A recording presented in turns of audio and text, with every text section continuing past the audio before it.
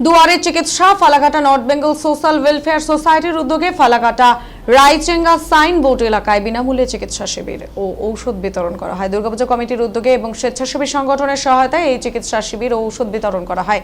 জানা গিয়েছে এই শিবিরে এলাকার 4 শতাধিক জনগণ পরিষেবা পেয়েছেন। সংগঠনের সম্পাদক নারায়ণ বিশ্বাস বলেন, দুর্গাপূজা কমিটির ডাকে আমরা এখানে এসে চিকিৎসা শিবির করে বিনামূল্যে ঔষধ বিতরণ করলাম।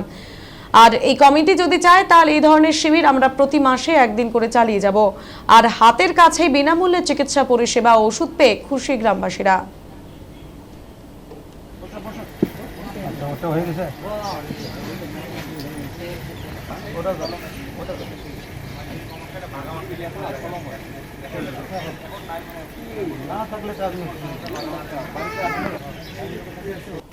এখানে ওষুধ নিতে আসছেন?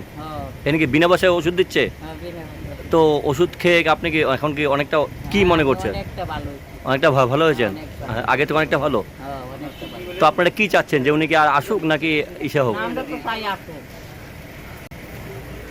আপনার কোথায় বাড়ি?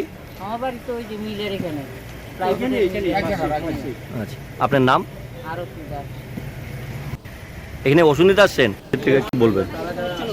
নর্থ বেঙ্গল সোশ্যাল ওয়েলফেয়ার অর্গানাইজেশনের কাছে আমাদের কাছে অনুরোধ করেছে এখানকার দুর্গাপূজা বারোয়ারি কমিটি এবং রাধা গোবিন্দ মন্দির আশ্রম কমিটি। তার জন্য তাদের অনুরোধে আজকে এই বাজারে সাধারণ মানুষের গরিব মানুষের ওষুধ দেওয়ার জন্য আমরা উদ্যোগ নিয়েছি। সম্পূর্ণ বিনামূল্যে দেওয়া হচ্ছে? সম্পূর্ণ বিনামূল্যে। আজকে এখনো পর্যন্ত প্রায় কত লোক এসেছে আনুমানিক? তো শখানিক লোক হয়ে গেছে। আর আরও আসবে? এটা কতক্ষণ চলবে? আজকে সারাদিন চলবে? সারাদিন সন্ধ্যা নাগাদ যতক্ষণ লোক আছে ততক্ষণ আমরা আছি।